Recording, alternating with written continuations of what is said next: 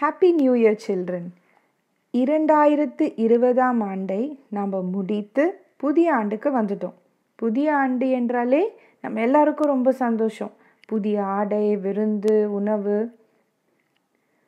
இன்ப சுற்றுலா செல்வது, உறவினர்களை சந்திப்பது, ஆலயத்துக்கு செல்வது போன்ற பல காரியங்களை நாம் மிகவும் ஈடுபாடுடன் இருந்திருப்போம். இவை எல்லாவற்றின் மத்தியிலையும் புதிய ஆண்டில் ஆலய ஆராதனையில் கலந்து கொள்ளுகிற நமக்கு கொடுக்கப்பட்டிருக்க மிக முக்கியமான கடமை எது தெரியுமா?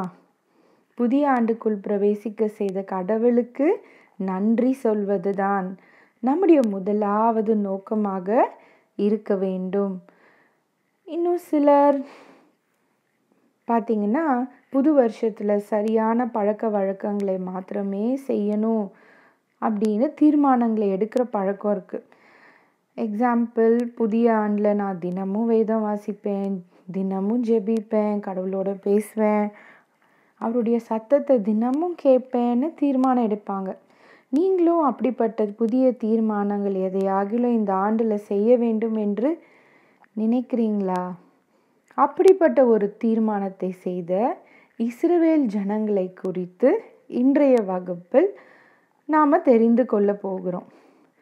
மோசேக்கு பின்பு இஸ்ரவேல் ஜனங்களை எகிப்திலிருந்து கானான் தேசத்திற்கு வழிநடத்தி வந்த தலைவன் தான் யோசுவா. யோசுவாவின் தலைமையில் இஸ்ரவேல் ஜனங்க எல்லாரும் கானான் தேசத்துக்கு சென்று விட்டனர்.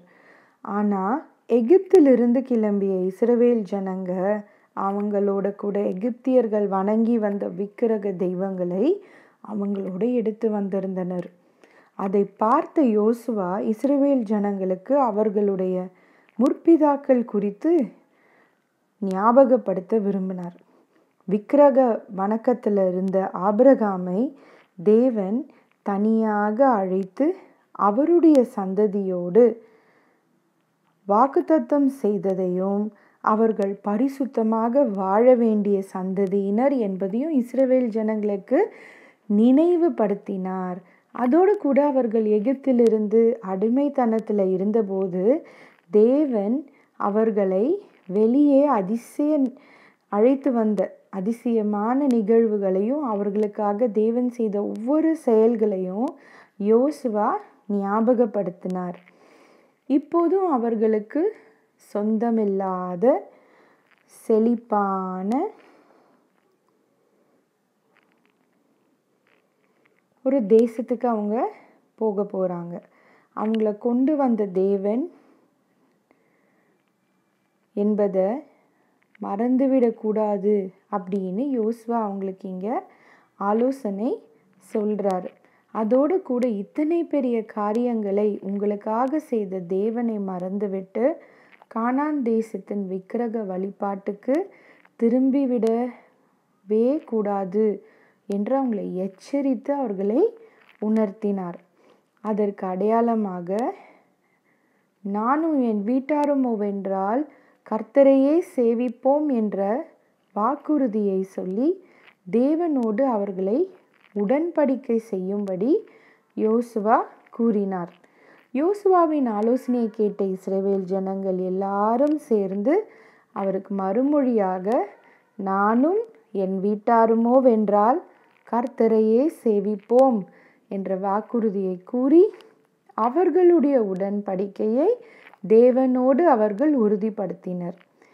தேவனோடு அவர்கள் செய்த அந்த வாக்குறுதியை அவர்கள் தங்களுடைய சொந்த முயற்சியினால் நிறைவேற்ற முடியாது என்பதை அறிந்திருந்த யோசுவா அவர்களை மறுபடியும் எச்சரித்து தேவனுடைய கிருபையினால் மட்டுமே கடவுளை சேவிக்க முடியும் என்பதை அறிந்து தேவனை அவர்கள் சார்ந்து கொள்ள வேண்டும் என்பதை அவர்களுக்கு மீண்டுமாக நினைவுபடுத்தினார்.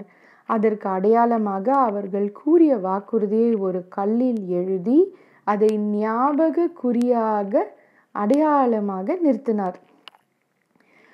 கானான் தேசத்துக்குள் நுழைந்த இஸ்ரவேல் ஜனங்களுக்கு இந்த வாக்குறுதியுடன் அவர்களுடைய புதிய வாழ்க்கை கானான் தேசத்தில் ஆரம்பமாகியது.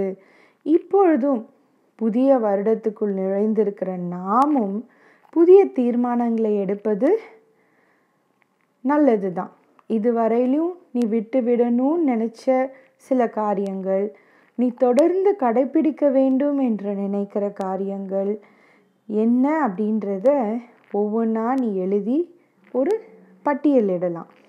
அதிலிருந்து இந்த வருடத்தில் நீ மாற்றிக்கொள்ள வேண்டும் என்று விரும்புகிற காரியங்கள் இந்த வருஷத்தினுடைய தீர்மானமாக நீ உறுதி செய்யறதுக்கு முயற்சி செய்யலாம். உன்னுடைய எல்லா தீர்மானங்களுக்காகவும் ஒவ்வொரு நாளும் நீ தேவனை சார்ந்து கொள்ள வேண்டும் என்பதை மறந்து விடாதே. நாம் தொடர்ந்து நம்முடைய தீர்மானத்தில் நிலைத்திருப்பதற்கு கடவுளை சார்ந்து கொள்ள வேண்டியது மிகவும் அவசியமாக இருக்கிறது. அதற்காகவே நீ தினமும் தேவனிடத்தில் பேசவும் அவருடைய சத்தத்தை கேட்கவும் உன்னை நீ பழக்கப்படுத்தி கொள்ள வேண்டும்.